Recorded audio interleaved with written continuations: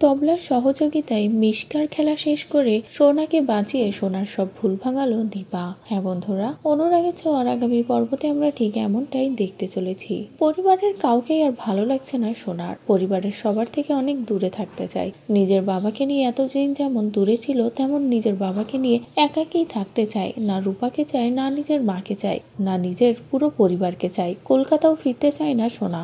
এই সব কিছু নিয়ে ভেবে সোনা যেন আরো অসুস্থ হয়ে যাচ্ছে। আর এই সুযোগটাই নিয়ে নিল মিশকা।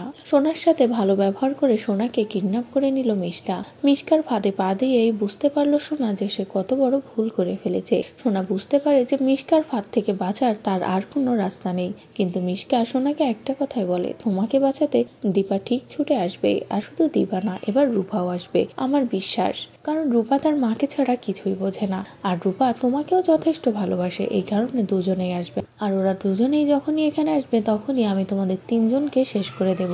এদিকে দীপা আর রূপা যখনই এমন একটা কিছু জানতে পারে তখনই তো অস্থির হয়ে ছুটতে থাকে। এরপরেই হঠাৎই দীপার মাথায় আসে যে মিশকার সাথে একা লড়াই করাটা সহজ হবে না, দাদাকে একটাবার বলতেই হবে। বলেই দীপা তবলাকে কল করে, তবলাকেও সবটা খুলে বলে। আর এরপরে তিনজনে মিলে সোনাকে খোঁজা শুরু করে। এক পর্যায়ে মিশকা সোনাকে যেখানে আটকে রেখেছে সেখানেই পৌঁছে যায় তিনজনে। সেখানে গিয়ে সর্বপ্রথম দীপা আর রূপা ভিতরে ঢোকে। মিশকা ভাবে অন্য কেউ হয়তো আসেনি। আর এই সুযোগটা ব্যবহার করে যখনই মিশকা ক্ষতি করতে যাবে দীপা, রূপা ও সোনার, ঠিক তখনই সেখানে পিছন থেকে তবলা এসে হাজির হয়। তবলা এসে মিশকাকে ধরে নেয়। ধরে নিয়ে সরাসরি মিশকার কপালে বন্দুক ধরে। এদিকে দীপাও সোনাকে বাঁচিয়ে বুকে আগলে নেয় আর বলে, আমরা থাকতে তোর কোনো ক্ষতি হবে না। রূপাও একই কথা বলে যে আমাদের মাঝে কেউ আসতে পারবে না, তুমি আজ ভয় পেও না হিংসেকুটি। তো বন্ধুরা, এবার যদি তবলার সহযোগিতায় এভাবেই দীপা সোনাকে বাঁচিয়ে নেয়, এমনকি যে সোনার মনে এত বছর ধরে যে ভুল ধারণাটা ছিল সেটাও পাল্টায়, তাহলে সেটা দেখতে তোমাদের ঠিক কেমন লাগবে কমেন্ট করে জানাও।